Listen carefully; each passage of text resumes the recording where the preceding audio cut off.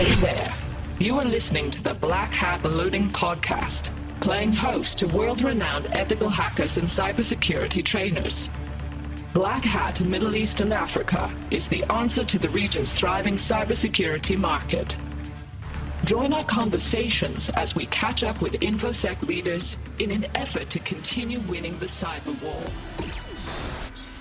Welcome to another episode of Black Hat MEA podcast series. Today's focus is on the expansion of conflicts in the cyber domain. We're thrilled to be joined by Bjørn Watne, SVP and Chief Security Officer at Telenor Group. Mr. Watne is the Senior Vice President, Chief Security Officer at Telenor Group, and advisor to Europol. He holds a bachelor's degree in computer science from the University of Agder in Norway, an executive MBA from ESCP Business School in Paris, France. Watne has more than 20 years of professional experience with information security, cyber risk management in Europe and Asia, primarily within the financial services, telecommunications, critical infrastructure. Over the years, he's held numerous board and committee positions with different professional bodies and is a regular speaker at industry events. A long-time ISACA member, he has been a chapter leader for several years and served as president of the ISACA Norway chapter.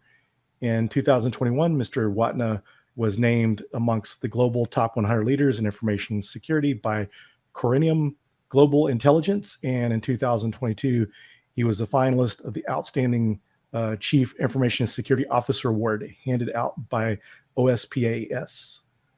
So welcome to the show. Thank you very much for having me. Yeah. Great to have you. You've got a very impressive CV. That's some very good stuff there, and especially impressive with the CISO background as well. Yeah, well, you tend to rack up a couple of points when you're doing this for as long as I've been doing it. So into my third decade now, it's been a journey, and I think one of the interesting things with this profession is that the journey just continues, and it doesn't seem like it's slowing down anytime soon.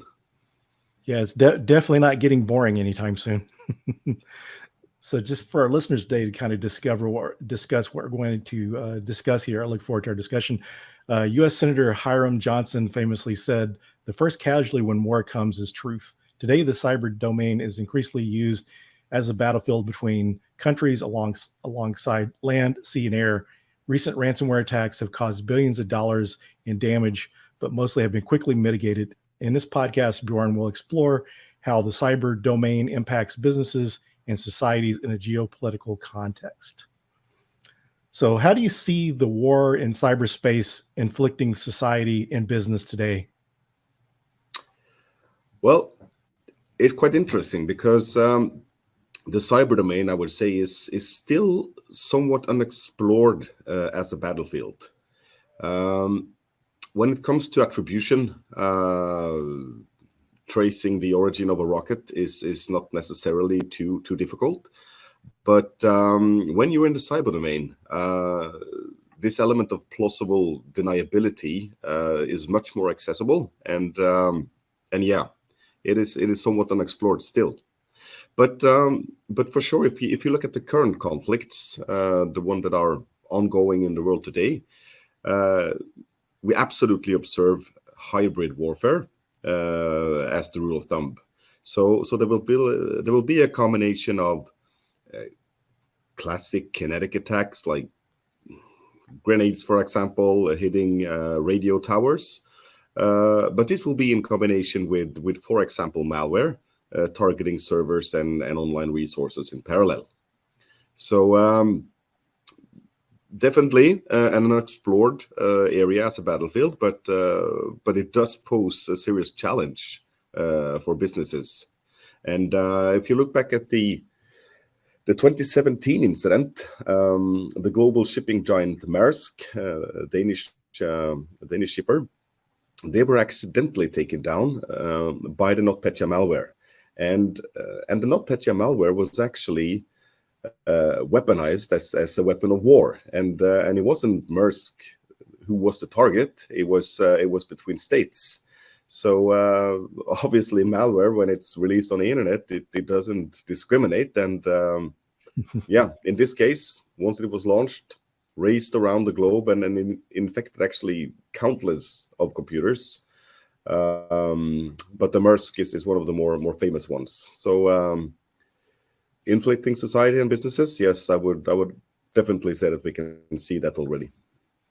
And I think one of the things people outside of the industry don't really realize sometimes too is that this can have effects on critical infrastructure, water treatment facilities, airlines, all sorts of critical infrastructure and technologies that can affect people directly can be impacted by these type of attacks. Yeah, absolutely, and that is the whole idea with cyber security in comparison with information, because nowadays we have everything hooked up to the internet. It's like your toaster has an IP address, so it's a lot of physical or appliances in the physical domain that as well can get affected by a cyber attack. So definitely the stakes are going up here. Another thing to consider is spreading false information to try to influence political decisions and elections seem to be a growing threat. Do you see this as a possible issue for businesses today? Yeah, I would say so. It was interesting the quote that you brought up in the beginning, that the truth is the first to die or the first casualty of a war, and that is not a new thing. The use of information or propaganda, if you want, to ensure citizen support in a conflict or to turn the opinions of your adversary has always been a part of traditional warfare. But back in the day, you had to drop flyers from planes or go on these radio towers and try and talk to the people close to you. But now when we have the internet, information is a much more powerful weapon because you can reach so many people immediately. And that can be an issue, of course, as well with businesses, because now that we see there is a lot of geopolitical tension on the rise, there is a lot of misinformation or false information being spread around. And well, the bad guys, they can sort of ride the wave of a conflict, for example, and post information that will have a negative impact on the CEO of a company or the brand of a company itself, and that can quickly harm sales and revenue of any company these days. So there are also tons of examples, and I think lately with different nation states meddling in elections, political processes outside of their own borders. And yeah, I would say there's a tendency in general that opinions become more polarized and in opposition with each other than was the case before. Just look at Facebook and the algorithms that Meta has working there. They actively display posts that they know will provoke a reaction and or activity, because then you sort of get the traction on your ads and you get more views and then you get more revenue. So what will be the long-term effect on society of this, I think is yet to be seen, but I have my doubts it will be any good. Alternative truths and cancel culture and all these things that we've seen lately is or they are examples of effects, but yeah, the control of information and the ability to actually verify what is true and what is coming from the right sender and what's false, is increasingly more difficult. Yeah, and it's pretty amazing and kind of disturbing and sad to see how it's affected like countries like the US, some of the things that we've had affected, that you have such the polarization and divide that some of this false information, provides. So that's kind of really very concerning. Yeah, and another example is around the well, this is a hot topic still, I guess, but the pandemic that we just raced through. And I mean, when I was a child, we went to the doctor to get the answers, but during the pandemic, there were millions of doctors online that were giving like completely different advice, and of course some of them are true and the other ones are not. But it's it's getting difficult to sort of tell what's what these days. So with the recent developments in artificial intelligence changing the battlefield, how do you see technology like ChatGPT affecting the threat landscape?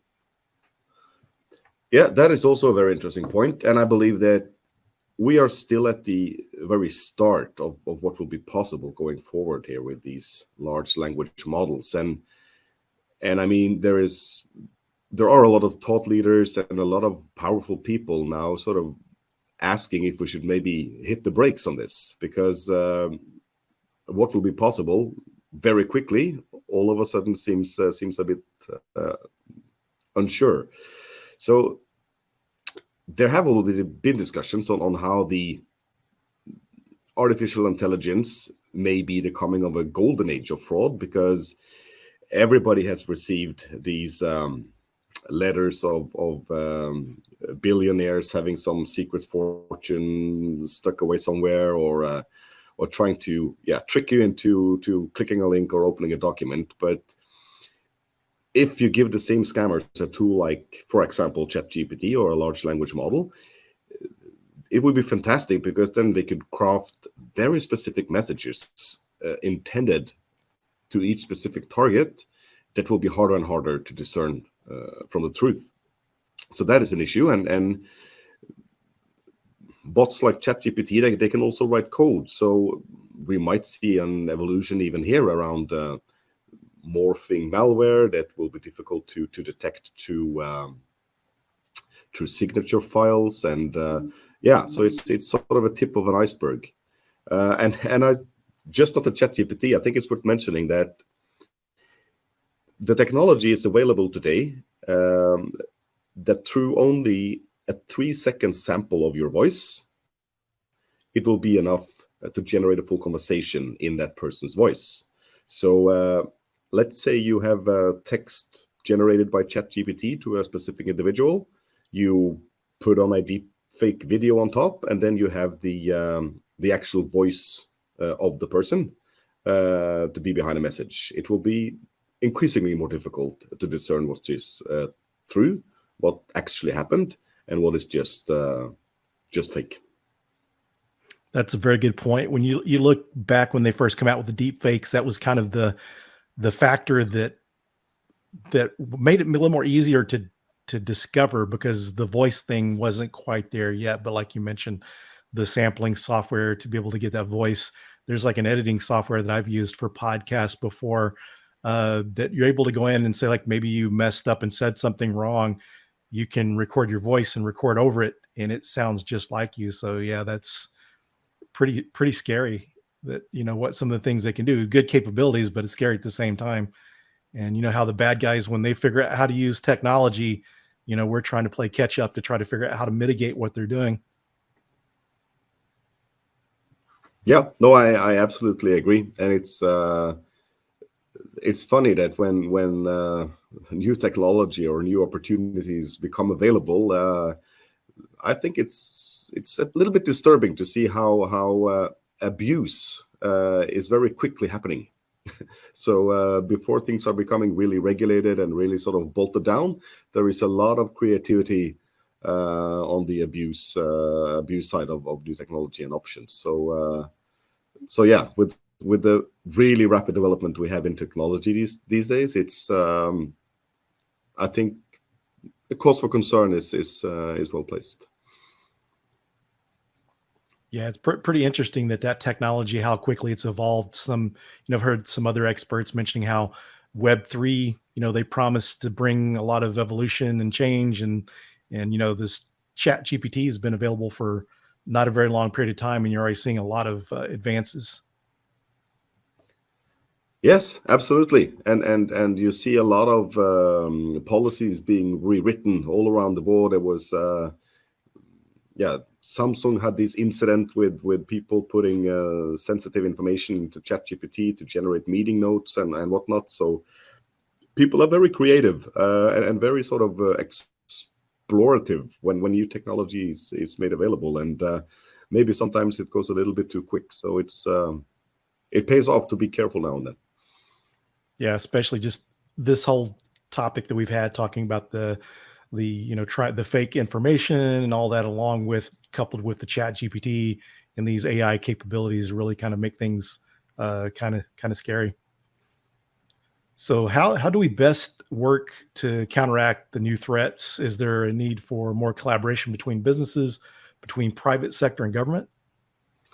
Well, I think that what we need to do first is to address people, and we need to start educating people. And I mean, really, from the beginning. So it's not enough to sort of do an awareness course on email or something like this when you start your first job. We need to get this into the schools, maybe even further down.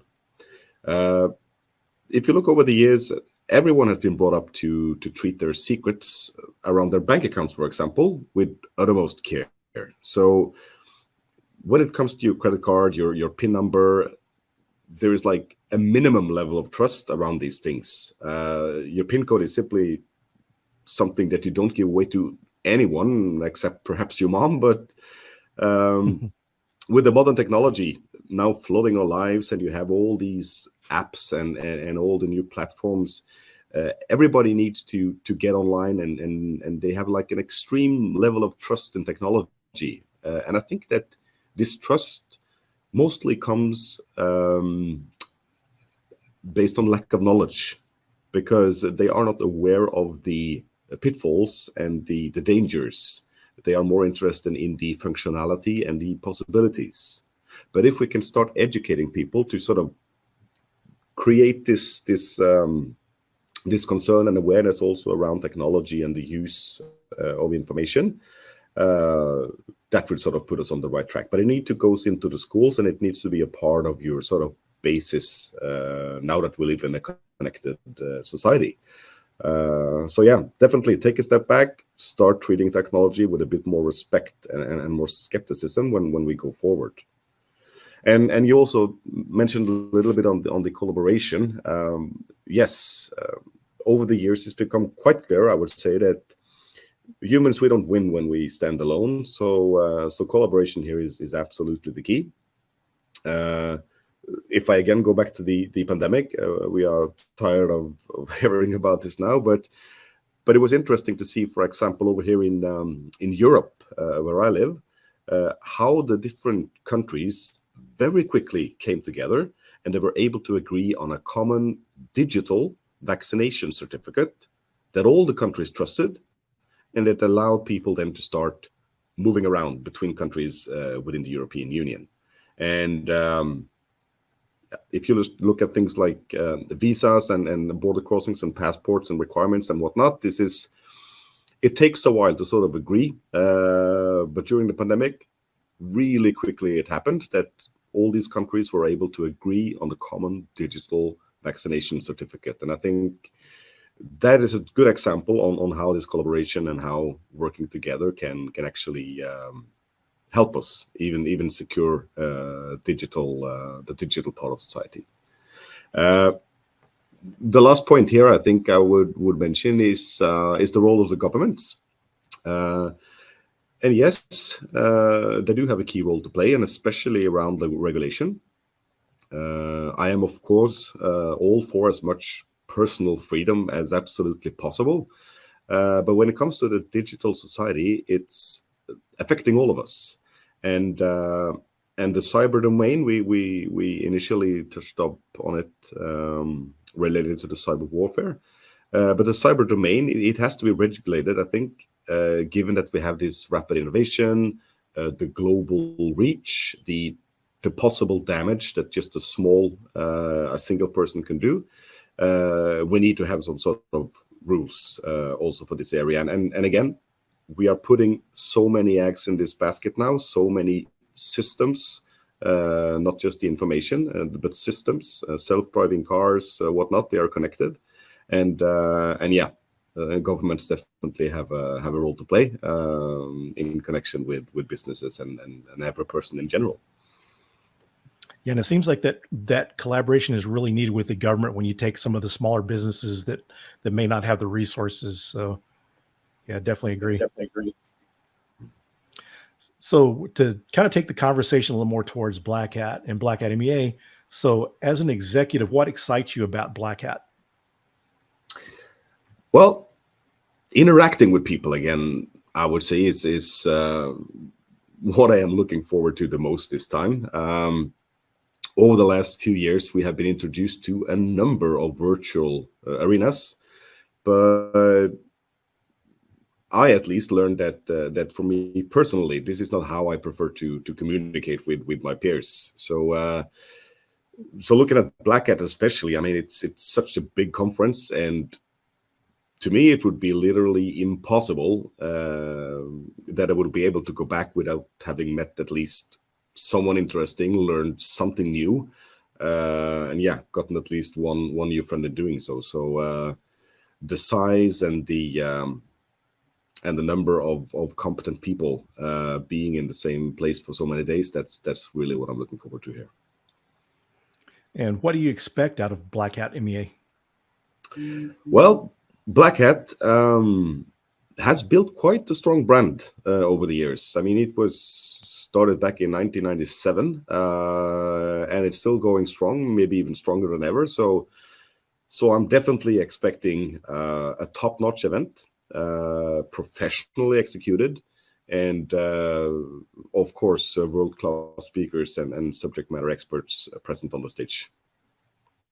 Yeah, it's that global presence is really awesome to see events like this, because you have some of the smaller localized conferences throughout the globe, but it's really nice to get to meet people from different areas of the globe in one place, so in high quality content. What do you think the audience should look forward to from your engagements?